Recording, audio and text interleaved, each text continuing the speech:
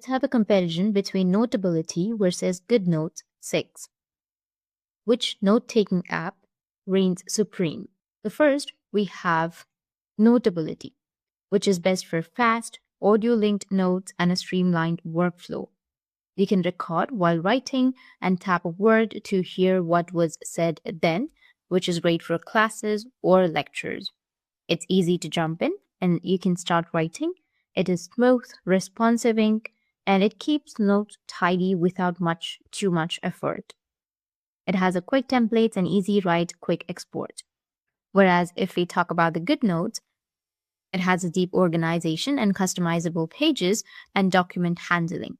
It has powerful organization systems like notebooks, folders, nested folders, which is ideal for your subjects, like if you deal with lots of subjects or documents.